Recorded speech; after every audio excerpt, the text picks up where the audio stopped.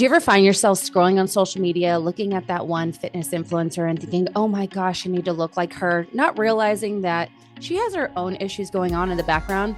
Well, if you have or haven't, welcome to the Mindset Mirror Connection podcast. In today's episode, we are talking to PhD candidate Michelle Carrol, who is an expert really in all things body image and the fitness industry. So if you're ready, listen up and lean in as we elevate your mind.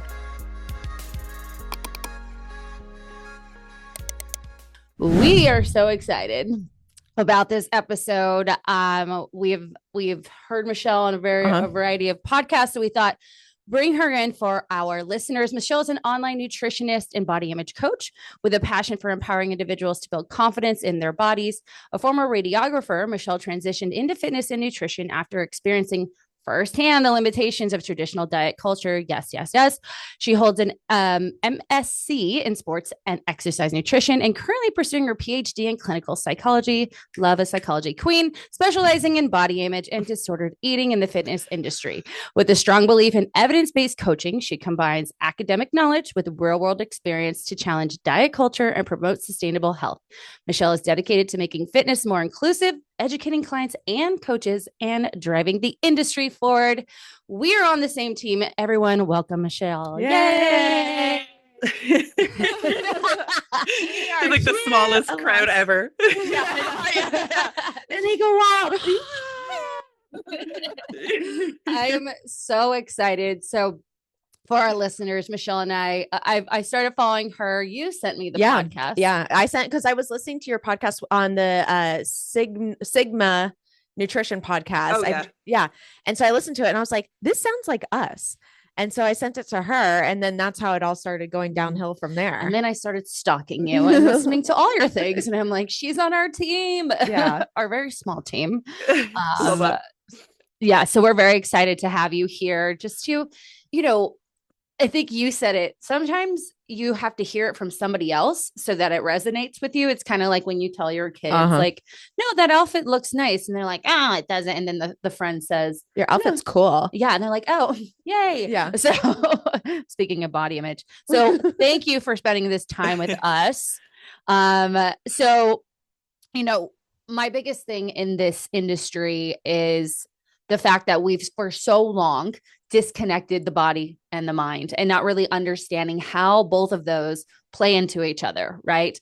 I mean, as I've mentioned before in other podcasts I've been on, we've been walking around like the headless horseman, like our head's been out here and our body is here. And we don't understand that literally, I mean, obviously it's connected, but we, for some reason, have disconnected it, especially when it comes to our health. You go to a medical doctor for physical ailments, you go to a psychologist or a therapist for your mental ailments, but we haven't been putting it together. And that's what I love about you. So just tell me a little bit about, you had mentioned kind of that transition of your own experience in diet culture. What kind of attracted you to this work? So I suppose, and I hate this sentence because it's very cliche, but unfortunately it is very accurate. But it's like all research starts out as me search, right? I love that. It makes me feel sick to say it out loud, but that's horrific, but it is true.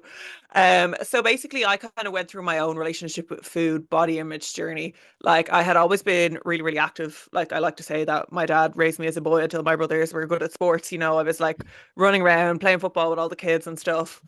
My body image never really bothered me, or like my relationship with food never really troubled me until I got a bit older and I started to binge eat to kind of cope with stress and anxiety, because I'm like a typical, I'm a psychologist stream. I'm like textbook eldest daughter, overachiever, very driven, like ideal candidate for disordered eating behaviors.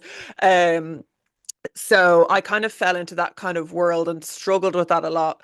But I always remained active. So I started to train. I trained as a personal trainer, and I was also working in healthcare at the time. And I think it was around like peak kind of influencer fitspiration time where everything was done under the lens of aesthetics, Yeah, horrendous. Where we thought that the peak in healthy eating was like flexible dieting, but that just Yeah. meant tracking everything and weighing everything, you Mhm. know? Yep. So I kind of fell down that path. And I was also, obviously, because I was working as a personal trainer, I was exposed to a lot of trainers in our industry, myself included, that had kind of fallen into this aesthetic trap, like that your body is your business card. And, Yep. I'd see other coaches training, hear what they were talking about, and like, like a lot of them would have heavily meal prepped, would have talked about like, oh, I can eat whatever I want. I just spit out food before I swallow it, which again is like classic DSM-5 criteria for Correct. purging Red disorder. flag. Yeah. But because I'm such a nerd and I like to prove everything and like, there has to be a reason for everything. When I was doing my master's at the time, I wanted to look at the evidence for disordered eating in fitness professionals. And when I went on to Google Scholar, I literally thought my computer broke because there was barely anything. Like there was not a lot of information. And I was like, but surely this is a huge thing. Like I'm seeing this every day. I literally all I have to do is open up Instagram and I can see everybody and their disordered eating behaviors. And from there, it kind of just spiraled for me insofar as it was such a passion project because I knew how badly as coaches we wanted to do right by our clients, but we were kind of coming up against so many obstacles. Like the entirety of the fitness industry is geared towards aesthetics. There was a lot of pressure on us as coaches to quote unquote look a certain way because our body is our business card. And not a lot of coaches had a lot of awareness around disordered eating or eating behaviors. So that was something I felt that really, really needed to change. And then I went through the journey myself when I was a personal trainer of working on my relationship with food and working on my relationship with my body. And the results that I got, I was like, well, everybody else has to do this. I was like, this is great. And then it kind of just spiraled from there. And obviously, I had a post-COVID, I'm never working healthcare again. So I was like, I'm going to do a doctorate because obviously I don't like going outside. And then, so I started my doctorate a year and a half ago, and I absolutely love it because I look at disordered eating and body image in the fitness industry, specifically for fitness professionals, and I just love it. I haven't stopped talking about it ever since. I'm obsessed. Yeah, I have no a quick words. question on that. So in your doctorate, are you creating, so you're creating the research and like getting that feedback, or what does that look like in regards to studying the individuals themselves? So my doctorate is in like so far now it's going to be kind of broken down into three studies. So Okay. my first study, which I'm just finishing up, is a systematic review of the current body of evidence for the Mhm. prevalence of disordered eating amongst fitness professionals. And at the same time now, I'm doing a qualitative study that aims to kind of look at the experience of personal trainers, posting online content on social media on their body image and kind of their perceptions around that, because Yes. personal training and kind of the fitness industry is like horrendously understudied, let alone the online personal training industry, which is massive. I Mhm. feel like this is what, you know, Most disordered people eating and strive sport for. research is crying out for, you Mhm. know? Yeah, And then my absolutely. final study is still a little bit up in the air. But I'm hoping to kind of look at people's motivations for choosing a particular personal trainer in the digital space. I But love. that could be something else by the time this goes Right. live. Yeah, yeah, you never know. Michelle, there's a reason I have a master's degree in marriage and family therapy and not a PhD. So that's the Yeah. reason. Yeah. That and my husband's like, okay, stop spending money on that. Yeah. Well, here it's very expensive. I love that. I loved even just that systematic review of because then you get an opportunity to kind of look at, okay, what has been out there? What can I either retest or what has not been actually examined, and you can kind of be this pioneer. I really feel like you are, you coming into this space and being like, wait, there's literally no research on this. Like that's a pioneer of like, well, then I'm going to create it. I absolutely, absolutely love that. I have a question for you. And so when you're looking at these disorders that you're seeing within your own space or like your own environment, we'll say, while you're personal training, and then you're going into the study aspect, what were some things that you were seeing that you saw were promoted on Instagram or were promoted by the trainers or kind of talked about maybe behind closed doors? Because I think a lot of times trainers or fit influencers will say, will promote their lifestyle but not show the reality of it. So they won't show that they're chewing their food and spitting it out, or they won't show that, yeah, this is the way I work out, but then I'm doing like 30 hours of cardio every week to like burn the bod too. So what were some of the things that you were seeing that maybe aren't portrayed on social media or within the gym space? Good question. For me, I think going through the journey myself and also seeing that with other coaches was a lot of people would claim that they had body confidence because they got leaner and like they had found this kind of balance of flexibility, and it was literally the furthest thing from it. Yeah. Where it was like it is, oh, I'm so much leaner and I have this confidence now that I've done this photo shoot. And it's like, yeah, but what happens after the pictures were taken? It was like not self-acceptance at all. It was conditional self-acceptance because I liked my body because it was lean. But the second it deviated from that, that confidence was shattered. Yep. It was incredibly fragile. And I had seen that in other coaches, and I had heard it from talking to some of my other friends that were coaches that had done these kind of like photo shoot kind of things, or like doing extreme diets where it was like marketed as like a way to challenge yourself, and like, you found balance, you found confidence, but it wasn't necessarily reflective of the true kind of headspace, which is one of the biggest challenges with being an online coach now, right? It's like everything is so physique focused that we kind of find it more challenging to capture the mindset side of things.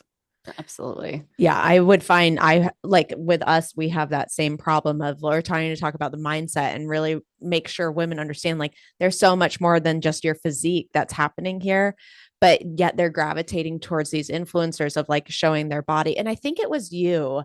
If it wasn't you, it was another person that was interviewed on that same podcast where I initially heard you, where you had said, or they had said, if you don't know this person and you're trying to embody their physique, we've got a problem because you don't know their lifestyle. You don't know what they're not showing you. Because even like when we take pictures, like what you're putting on social media is the best portrayal of yourself. You're not showing the fight with your husband, right? You're showing like, oh, we're in love, but deep down, like your friends, like that you're on the verge of divorce or something like that. But we don't say that same thing to these like fitness influencers or personal trainers. Like we don't give them the same kind of reality check, I guess we could say, as we do with our friends when our friends post. That's true. No, that's true. Because, you think of when people say everyone's showing their highlight reel, they aren't necessarily looking at the influencers for that. I've actually never thought about it that way, and not realizing, again, like when you were talking, I was thinking about when people post, which I absolutely hate, like what I eat in a day on social media. Right. And it's like, what you're not saying is what I chew and spit in a day, what I, use laxatives for in a day, or what I'm, not eating, or what my food rules are for having this food in this day. Yeah. So on that note, like, a lot of people out there, women specifically, are looking to change their physique, right? Their ultimate goal is weight loss. So how do you portray or redefine success beyond that, like aesthetics or body composition? I won't even say body composition because I feel like getting stronger is a part of that, but we'll just say aesthetics. So for me, and this is something that a lot of people will come to me with, right? They'll say, I want to lose weight because I want to feel more confidence in my body. But we know from research that that's probably not the best way to go about it. But I think it's important that we don't just. Can you repeat that phrase? Because I want people to hear. I forgot what I said already. Sorry, I didn't mean to interrupt that like train of thought, but that phrase is so important. We know from research that losing weight will not improve your self-image, is essentially what you said.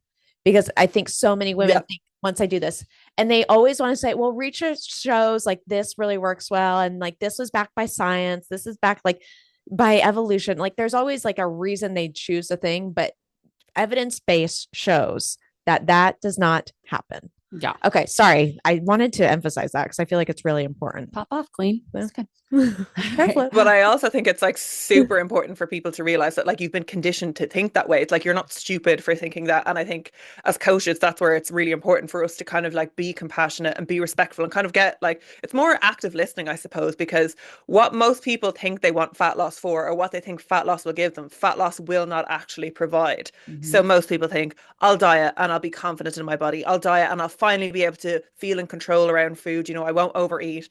And we know from research, unfortunately, that dieting is likely to make those things worse or make it infinitely harder for you to achieve those goals, right? We know that dieting increases food and body preoccupation, which means how often you think about your body and how often you think about food. So if you're someone that's struggling with binge eating, at baseline, you're going to be thinking about food a lot more and thinking about your body a lot more, which are also two of the main drivers of binge eating itself. So for most people, they would be infinitely better off at working on their body image, working on their relationship with food first before they start a dieting phase.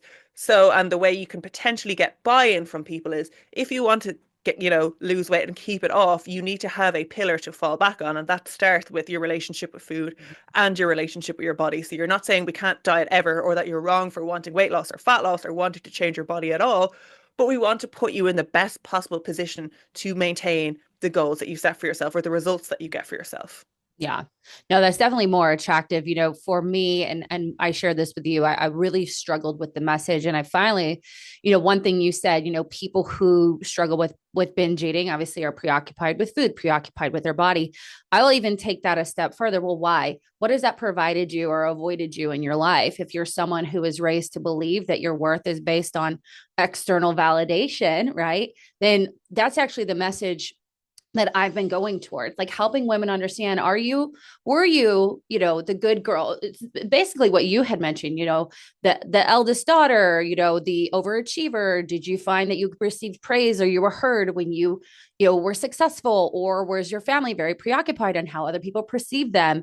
And like starting to really dig into like, what was it, right? Mhm. What was your experience when you grew up? And also, what does that experience look like now? And helping them almost see themselves in a mirror in a way that's not based out of body image. But I love that idea too of we need to create a foundation, and the foundation you've been trying to create is not a stable one. And that because you continue to have gain the weight back, or have these failure moments. Or And I would say even your thoughts are also consuming Oh, when you're yeah. trying to escape them and suppress them, but it keeps coming up. That's great. Yeah, you're just so consumed by it. And so, being able to look at it in, okay, your foundation is not strong. Let's figure out, well, not even figure out. I know from research what it looks like to fall back on, or create a strong foundation. And I love that we are promoting that together. So, question on this, because you're talking about the mindset piece of it. How do you recommend that either like your clients or people out there listening start to shift that mindset piece away from trying to control the food or trying to control their body image? Well, I think for me, and this was something that this question really, really helped me when I was struggling with it. It was like I was trying so hard to control food and control my body, and obviously, like trying to control things more wasn't giving me more control over food. But Yeah. then I was like, I was so firmly holding on to the belief that leaner is better and dieting was the way forward. But I was like, but what am I actually holding on to here? Like, this isn't serving me. It's like when you like, a lot of people are afraid to like quote unquote let themselves go. Yeah. But really, what you're letting go of is the belief that your body is everything and that dieting is going to be what fixes you. And you kind of open yourself up to more of a possibility that, maybe you're not just a body fat percentage, like maybe there's more for you in life than be worried or so consumed with food and what your body looks like. It's like, if there is a tiny part of you that thinks there's a possibility that things can be different, you literally have a moral obligation to chase it to yourself. Like, do you really want to spend your entire life consumed with calories, macros, worrying what you look like, or do you want to go out and actually live your life? Because for most people, what you actually want to achieve out of life, be that, you want to get that promotion, you want to get a house, you want to get married, blah, blah, blah. You don't need to be a certain size to achieve that. And in fact, the relentless pursuit of trying to be a certain size is only holding you back from the life that you actually want. Mm-hmm. So when I heard that, I was like, oh, this is Hi. unfortunate because it has forced me to reevaluate my life choices. And it's not easy, right? But the journey is always worth it. Like, you will never ever speak to someone that works in their relationship with food, that works in their relationship with their body, that, regretted it. Yeah. Right. It's essentially the relationship with the self, right? You're redefining who you are, Yeah. and your worth, and recognizing your worth is inherent, and it's always been there until someone told you it wasn't, right? And you're really reconnecting to that part of you, and then building that maturity, because oftentimes we get stuck, right, in that they call it emotional immaturity for a reason. We get stuck in that phase of life where we learned that our worth is not inherent. It needs to be earned in some sort of way.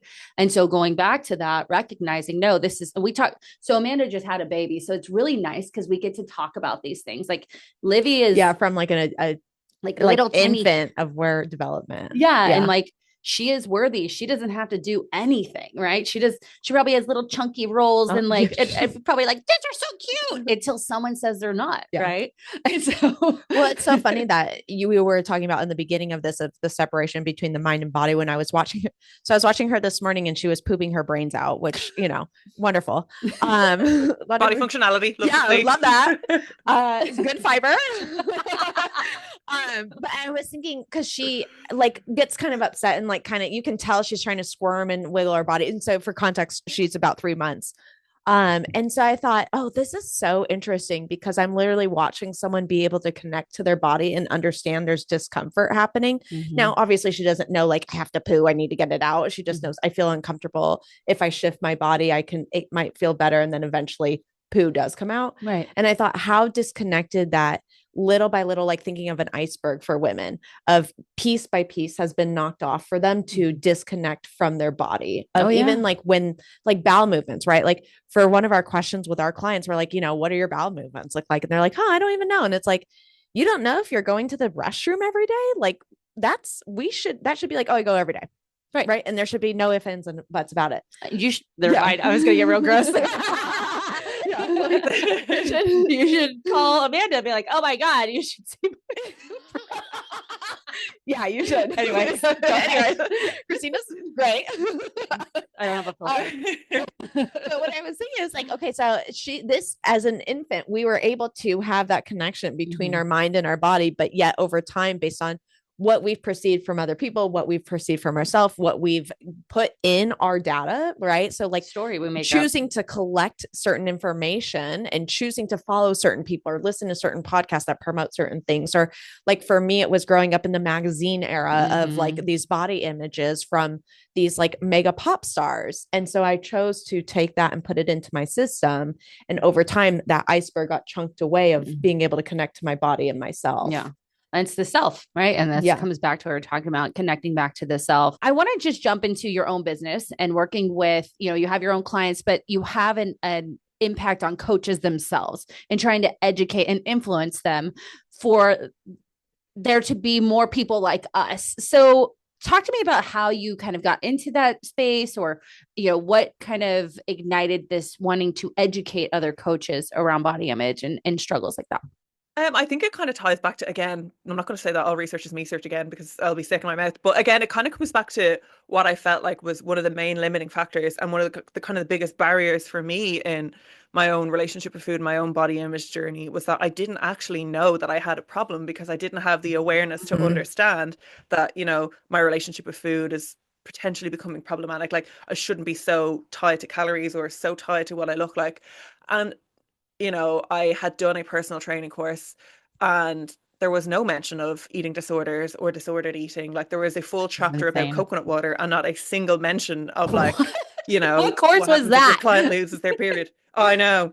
And it was like the first time I ever heard of even like disordered eating in sports, like the female athlete triad or REDS was when I was doing my master's. And I was like, I've gotten to master's level before I've heard about something that affects so many people, like so much of the general population is affected by disordered eating. And so like, not only did coaches not have the knowledge to recognize it, but they also had no knowledge of how to coach things differently, right? Because a lot of coaches are aware that, you know, after a few years or more, maybe probably even less now for most people, it's like, fat loss or just like direct macro coaching becomes incredibly unfulfilling because you're not really changing your client's behavior, right?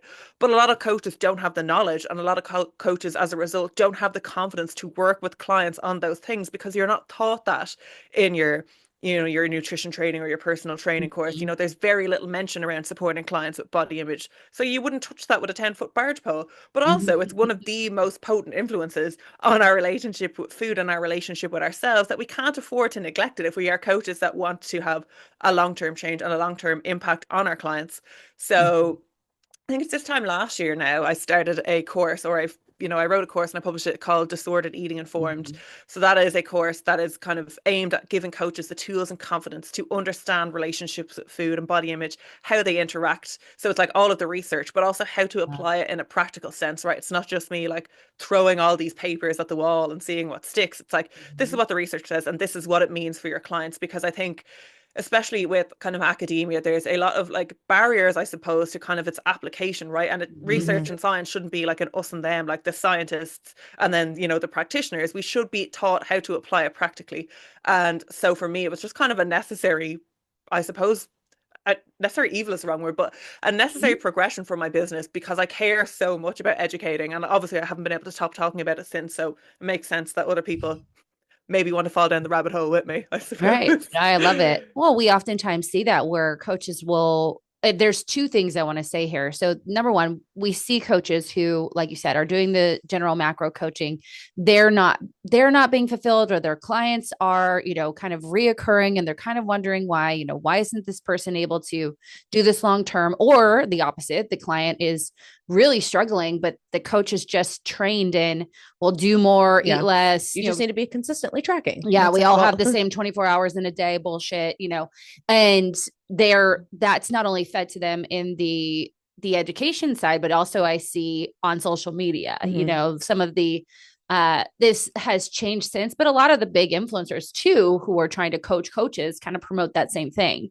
And so we're just seeing kind of this hamster wheel of clients, and or our business is failing because clients aren't satisfied because they're not getting to the root cause of things. So that's number one. Well, they're not satisfied because they're not getting their ideal body, but they're avoiding the root cause of things. Correct. Yeah. Well, and just like Michelle said, they don't know that there's a greater issue here because no one has pointed it out to them. Right.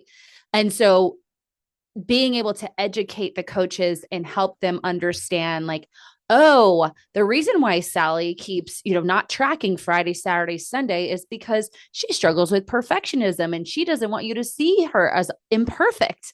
And so we need to work on that relationship with Sally rather than being like, you need to track on the weekends. Like, so love that. Number two is more kind of question and more understanding in the coaching side of things. With my coaches specifically, I am always looking at the story the coach is making up about the client's process, progress, lack thereof, and helping the coach understand their own shit and how that is represented in their coaching. Is there an aspect of the program that helps the coach understand too? Like, oh shit, I struggle with this too. And then how do you kind of help the coach through that process? Yeah, so a lot of people will do the course and be like, oh, this actually really helped me and my relationship. Right. Like a lot of coaches will do the course and then come and work with me one-to-one. That's awesome. But I suppose, and like we talk about it a lot in like qualitative research, like this idea of like reflexivity, right? So it's like you can't avoid your own experiences and you also can't avoid carrying that with you.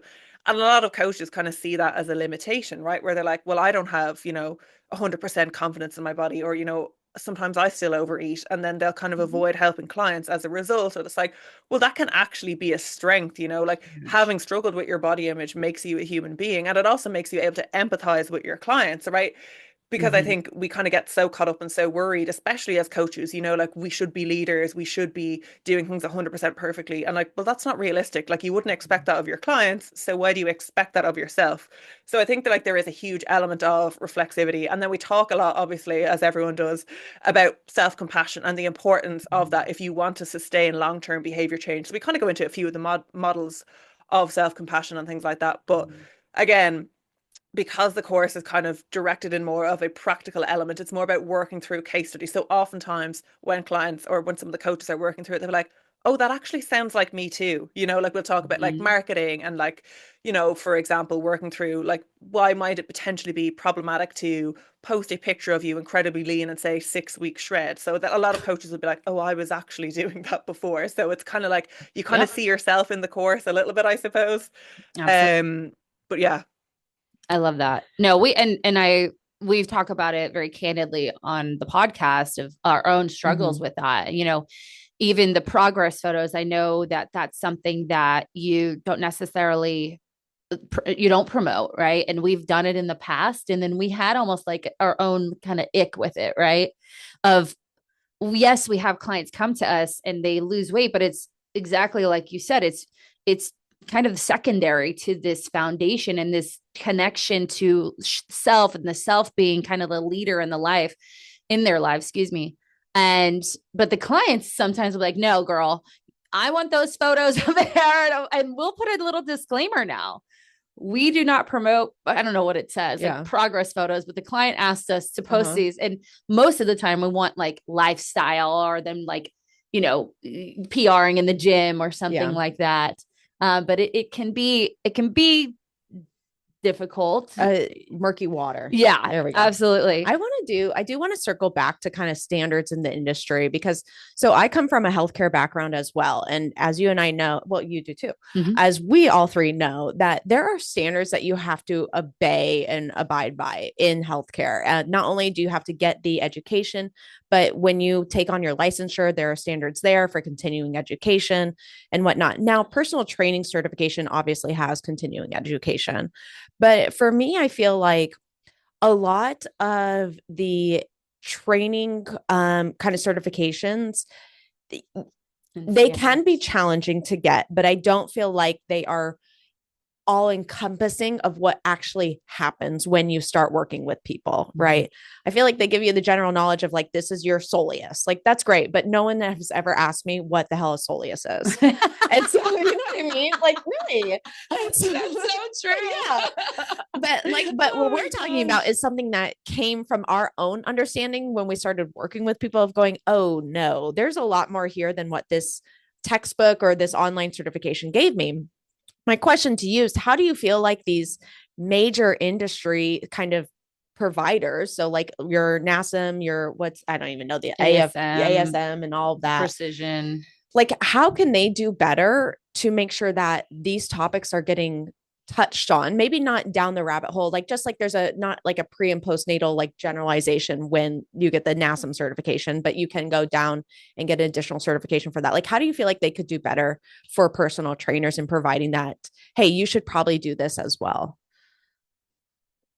Well, I think for sure, I think the first thing, and it's, you know, one of the biggest challenges in Ireland and the UK as well, is that you can just get your PT cert in practice. Like, there is no regulatory body, you know, and I think that would be one of the biggest things, to be like, there is no clear defined scope of practice. So there's no incentive for these providers to teach you it, because no one abides by it. You know, it's optional registration to join a registry of exercise professionals, but you don't need to be on the register to practice. So that would be the first thing I would change, would be have some accountability, because I'm sure you know, you guys have gotten some clients that have worked with other coaches before, and you're like reading their consultation form and your eyes are like popping out of your head. Yes. You know, it's like, how can that be allowed to continue? It's like, if this was any other profession, you would be struck off. There would be no way you would be practicing. You know, it's absolutely insane. And I always like to think of like the analogy of like, I would have lost my license in healthcare, so therefore I would never make any of these outrageous claims. But if I was to make any of these outrageous nutrition claims on Instagram, I would probably get a supplement sponsorship. You know, I would not be financially oh my gosh, for being diabolical. You know, and also it's like, if we are to consider, you know, I always think, and something that's very important to me and kind of the coaches that I work with, is like legacy and impact. Like, I don't really care if you look good for the summer, if you hate yourself for the rest of your life. Like, we have to think beyond that. And it's kind of ties back into how we view health in general, right? It's not just about body fat percentages or body composition. It's so much more than that. And if we want to change the public's perception, that starts with the service providers, right? And it doesn't necessarily mean that everyone has to go off and do a doctorate in body image, or everyone needs to go off and do a master's and things like that. But like, even just to touch on some of the foundations of behavior change, of relationship with food, of body image. So coaches are aware of kind of the implications of certain things, rather than, you know, which I feel like is unfortunate for most coaches. This is myself included. It's like, when you first start off, you definitely hurt a few people, like unintentionally, obviously, because you don't have that kind of education. Yeah, that's so true. And you know, even myself, I was working in eating disorder facilities, right? But in a different capacity as a therapist. And when I went into coaching, I shared this with you. I was a contracted coach and was doing that very exact thing, because of the environment that program kind of encompassed. And luckily, I was able to create from that, though. So learning from mistakes, right? Learning from what does not feel authentic to me, this program. And, you know, it's continuing to educate, continuing to listen. We're big on language here, like understanding the language, the process, the content and the process, and rather than just hearing what people are saying and just looking at data, but looking at the process behind things. And ultimately, that created this program and then our method in being able to do that. But again, just going back to what you were talking about, it is kind of mind boggling to me because the industry is so saturated. And yes, they have certifications, but nobody's necessarily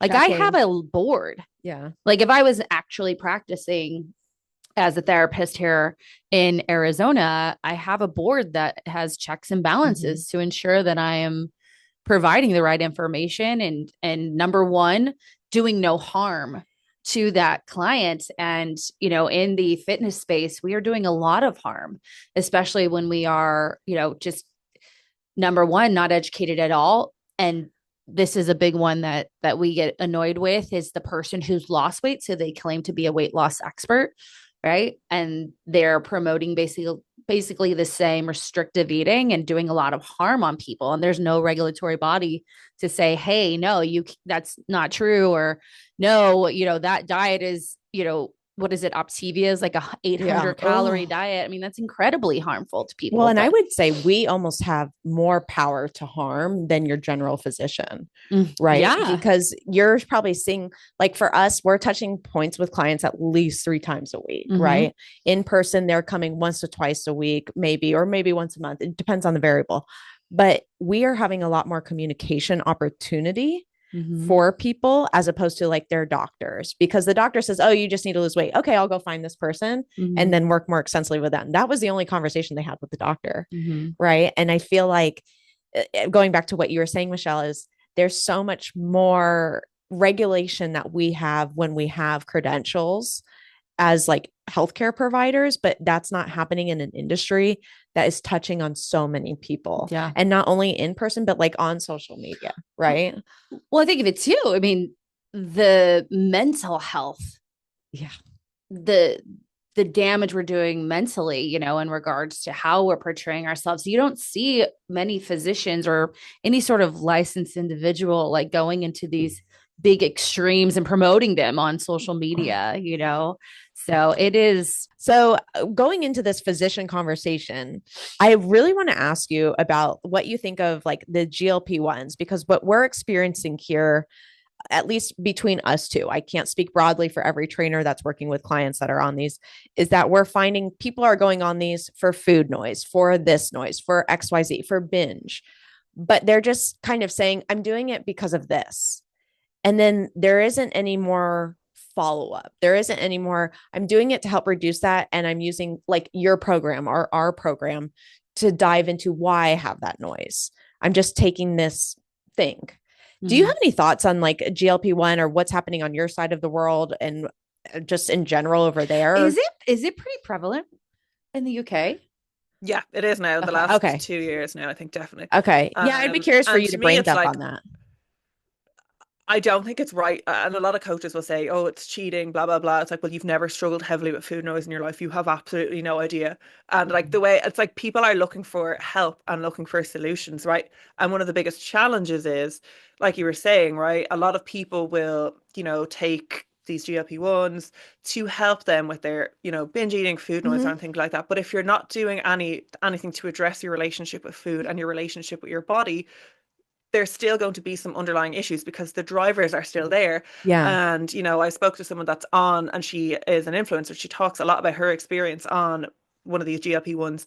And she said people used to message her and say, look, I really need to have a binge. So I'm going to stop taking my GLP-1 binge and then go back on it again. So you're like, well, these are, you're not really addressing, the psychological drivers of this binge eating, and that's why we can't necessarily address any real relationship with food issue by only looking at one side of it. I always say we need 3 pillars, right? And that's kind of what I built my coaching off. It's like solid nutritional foundation. So again, that's it, like, protein, macros, whatever, your relationship with food and your relationship with your body, but you won't get long-term behavior change without all 3, no matter what you're doing.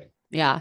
No, I love that. And I love that you promote that. We take it just one step further in regards to like the beliefs themselves too, right? Because your beliefs are going to dictate your behaviors, which dictate your outcomes. And so you can be on a GLP-1 all day, but you still have that belief about yourself. Maybe the food noise is gone, but you still hate or disconnected or feel whatever way about this you and who you are and how you need to show up. And, until you really change the behaviors, change the beliefs about yourself, you really are just kind of masking it or putting a band-aid over it. Now, I've said it before on this podcast, can it be a tool in the toolbox? Yes. But if, there's so many other variables around it too. Like you said, proper nutrition education. If I'm eating less, I'm getting less vitamins and minerals in my body's macros and micros. Obviously, the loss of muscle mass. There's just so much that I can see how someone can be overwhelmed if they wanted to do it the right way. Cause there's it's kind of like whack-a-mole, right? That game where it's like, okay, I got my protein in. Okay, now I got a strength chain. Okay, now I got to work on my food noise. But at the end of whatever amount of time that takes for you, you ultimately can titrate off of it and, hopefully sustain what you've done. But I just find that, again, I've said it probably 17 times on this episode, like that relationship with you and who you are is still the same.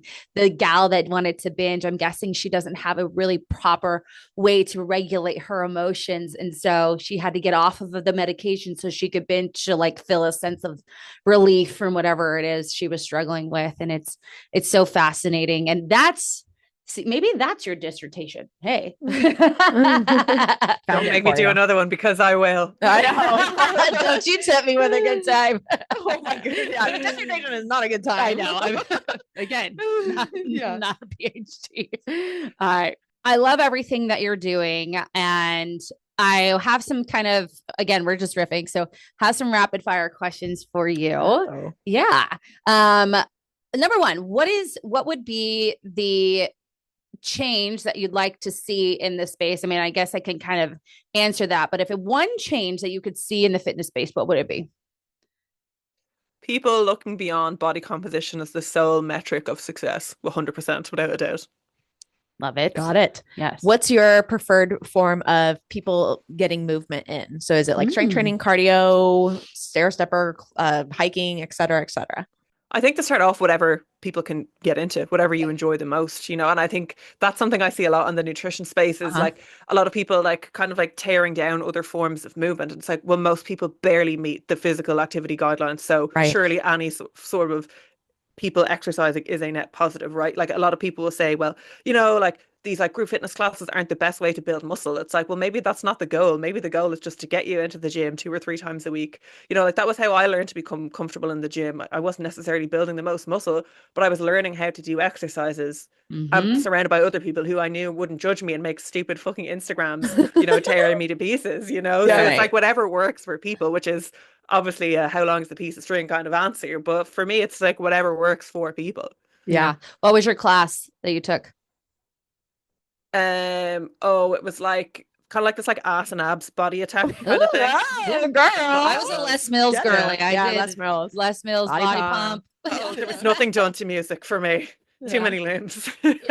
Listen, I learned all compound movements in that class, and I will still to this day be like so super thankful for it because I wouldn't have tried it maybe until much later in my life. I was a college cheerleader too, and like we strength trained, but it wasn't, again, the education behind why I was doing it. I didn't understand. It was just like, this is something we do, I've got another rapid fire. Here we have these. Mine is, what is something that you still struggle with? Ooh. For me, I think especially probably in the industry that we're in is comparison for sure. Oh yeah. Where it's like, I'll get frustrated by not necessarily from a physique standpoint anymore, and this is something that I've had to really like be mindful of it. I'll get frustrated when I see other coaches posting certain things, like they'll be posting their stripe balance and in the same vein post like 6 before and after photos. But I'm like, well, it's quite clear to see how you've done this. And I find it very frustrating. And then I think I just get so wrapped up in what other people are doing and what they're doing is wrong that it kind of like can almost like distract me a little bit and like prevent me from kind of showing up in the best way I can in my business and in my clients, which is definitely something I still struggle with because it is so prevalent. I think, and because there is so much misinformation, especially around body images, for sure comparison. I agree with that. I also struggle with that. And then that coach also getting like tons of views, tons of likes on that disordered thing. And I'm like, no. Yeah. How would you define true inner confidence?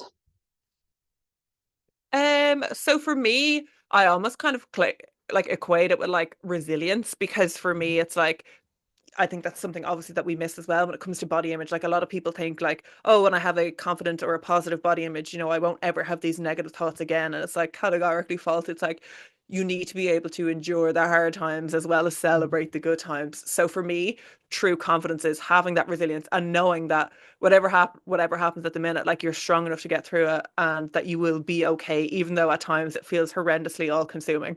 Yeah, Which is a bit absolutely. dark actually, but that's what confidence is to It's me. reality, right? You have to teach people that it's not when you get on the other side of having even a neutral body image, or the way we explain it in our program is like just respect, like treating your body with respect. That way you're going to move your body, but you're going to rest your body. You're going to feed your body the foods that it needs, but you're going to enjoy food too. Right. So even after we get to a place of respect, that doesn't mean that everything, all the negatives get shut off. We just need to be we want to be more prepared on how to manage them, right? And not allowing them to be all consuming. And I think when you as a coach are able to say that to a client and prepare them for that, they, like you said, they build more resiliency. They feel like, oh yeah, Michelle said this would happen. I have this skill that we've been practicing and now I can get through it. And that builds true confidence, which is opposite of what we talk about a lot here, which is false confidence of thinking. I think false confidence would be thinking, oh, I'm never going to experience this again. Or it's like, no, that is not the case. So love. What is one book or resource that has greatly influenced your approach to health and wellness? Oh God. Let me think. Now, this is where I start to panic and think of nothing that I've ever read. Um, no, I think a book, it's probably unrelated to like fitness in general. I don't know if you've probably heard of it actually. It's called The Choice by Dr. Eva Edger, I think is how you say her name. Uh, oh, the book is incredible. Yeah. So basically it's about her journey. So she was actually interned in Auschwitz and she was a trained ballerina. So Oh. she had to dance in front of Dr. Joseph Mengele. And then Mhm. obviously when she performed, he threw her a loaf of bread and she shared it with all of her campmates. Mm. And then obviously when the camp was liberated and they were walking, she became too weak to walk. And the girls that she had given the bread to help carry her, and they were like, you helped us, so we'll help you. And then she went to the States and trained to become a psychologist, and her book is just absolutely incredible. That It's sounds like the whole amazing. time, like not only is her story amazing, but like her outlook, her mentality, like the advice that she gives is absolutely incredible. It's one of the best books I've ever read. I Sounds read it once a amazing. year. It's great. Adding it Yeah. to my list. Dr. Gabor Yeah. Mate. Are you familiar with him? Yeah. No, Yes. wait, is that the no, that's not the body keeps the score guy. No, that's oh, I'm gonna forget his name, but similar. Vanderkolk? Yeah. Vanderkolk, Yeah, yes. yeah. Similar, and he's very much in his training is in compassionate inquiry, but he also is he was an infant in Auschwitz and talks about his trauma with that. But he wrote a book called his recent book is called The Myth of Normal. And while he's talking about the normality of being sick and how we get sick, and how in the United States specifically, it's just kind of like, oh, kids now have more Asperger's and that's fine, or autism and that's fine. And we have this increase in ADHD and that's just how it works, right? So he talks about this myth of normal, but it'd be interesting for like us to collaborate on the myth of normal in fitness industry. This myth of what is normal Oh, that's the versus. second podcast. Let's do it. Let's do Oh, it. Hey, you're welcome, everybody. Yeah, here we go. Good. All right. One thing, if we haven't asked, and I know we could probably sit here and just chat all day, but what would you like to leave with our audience? If we help something maybe we haven't asked, or just to reiterate and put that punctuation mark on, what would you say? I suppose it's like your relationship with food and your body is yours for life, so you may as well invest in it because it will pay itself back 10 times over. And that's our reel for this podcast. There was another thing that she said that I was like, that's the real. For those of you listening, we listen to our podcast. They're like, oh, gotta cut that. Awesome. Yeah, again, I hope that you will come back on and we will absolutely do. We're adding it to the podcast, the myth of normal, which is really, I love bringing you in because I feel like our audience knows us and like our struggles and, the things that we have gone through, but like being able to kind of expand that into this space, I think will be awesome. So excellent. Let our audience know where they can connect with you. Let's get you some followers, girl. I think the best part is just, or the best place even, is just Instagram. So that's at Michelle Carrol 1. Mm-hmm. And Carrol with 2 R's, 2 L's, right? Yeah. Okay. Perfect. Well, we appreciate you so much. And I'm so glad that we have our, 3, she has a co-host too. We'll say 4-woman army of women trying to change we'll do a the round table industry. next. Oh, that would be good. Yes. Well, and she does female, real quick. Chloe is a women's health physiotherapist, so she talks a lot about like pelvic health, postnatal stuff. You would love her. Yeah. We're like, get her on next, actually. Yeah, we're literally the same. Yeah, like you are us in the future. Yeah. In the future, she's in time ahead. That's true. Yeah, that's true. True. We'll definitely get her on. So perfect. We hope you guys enjoyed this information. As Michelle said, we will actually put all of her links in the show notes below. If you found this podcast helpful, which I really hope that you did, please share it with anyone that you think would benefit from it. If you really loved it, we'd love to get a 5-star rating and review, and make sure you follow us on all of our channels, anywhere you find podcasts, and on YouTube at Mindset Mirror Connection Podcast. If you want more information on how to work with us directly, you can also check out the show notes. And if you didn't hear this multiple times in a variety of ways, we want to leave you with one last thing. What you say in the mind, you see in the mirror. Goodbye. Goodbye.